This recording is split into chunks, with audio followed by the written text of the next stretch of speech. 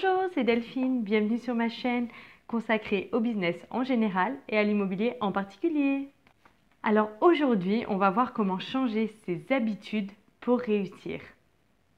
La première chose à mettre en place, c'est d'arrêter de perdre son temps avec des choses futiles, typiquement les réseaux sociaux ou la télé par exemple.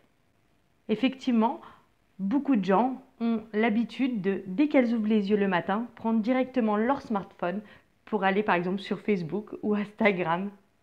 Et bien c'est une habitude qu'il faut absolument perdre et au lieu d'aller sur Facebook, aller sur des sites de petites annonces par exemple pour essayer de trouver des visites à faire afin d'investir dans l'immobilier ou aller checker vos mails pour vérifier si vos affaires ont bien tourné pendant que vous dormiez.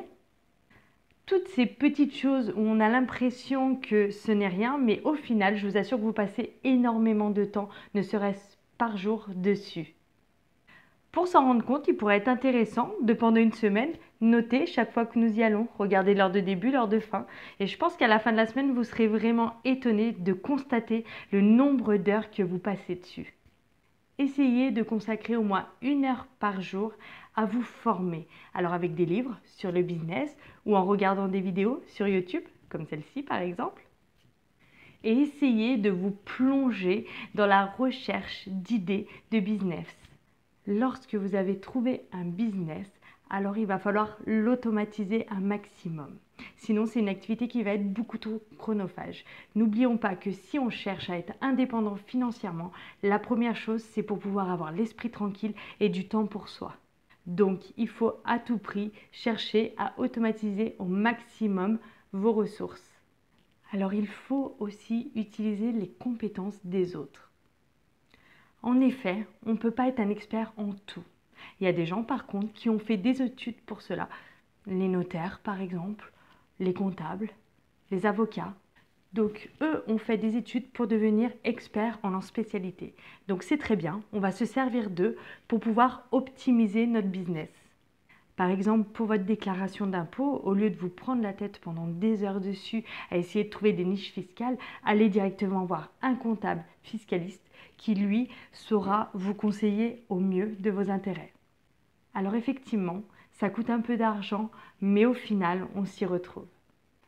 N'hésitez pas aussi à utiliser les compétences des autres. J'entends par compétences, par exemple, les artisans. Les artisans, c'est leur métier, ils sont maçons, ils sont charpentiers, etc. Vous ne savez pas faire tout ça. Ou alors, vous allez mettre un temps infini à le faire et en plus, vous aurez difficilement les résultats d'un professionnel.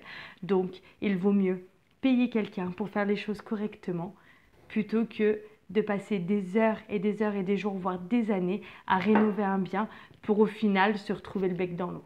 On garde en tête que le but est de se libérer du temps. Faire les travaux soi-même, c'est vraiment beaucoup trop chronophage. Alors bien évidemment, vous allez quand même sur le chantier vérifier que les travaux sont faits et faits correctement. Il est important aussi de se constituer un réseau. Donc un réseau de professionnels qui vont pouvoir vous aider dans votre projet.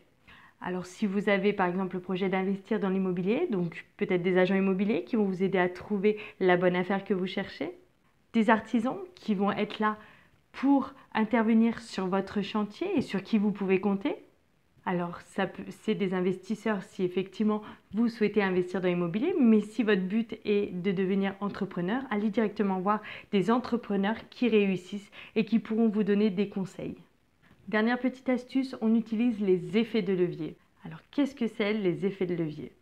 Dans l'investissement immobilier, par exemple, vous allez faire financer votre bien à 110% par la banque, à part évidemment les frais de dossier. Ce crédit que vous avez contracté, c'est un locataire qui va vous le payer sous forme de loyer. Et donc, dans 15, 20 ou 25 ans, votre crédit sera soldé et vous serez propriétaire d'un bien auquel vous avez mis en apport simplement les frais de dossier. Vous serez donc propriétaire d'un bien sans avoir sorti d'argent de votre poche. Pour conclure, je vous souhaite beaucoup de chance dans vos futurs investissements et je vous laisse me dire en commentaire si cette vidéo vous a été utile. Et puis moi je vous dis à bientôt. Bye bye!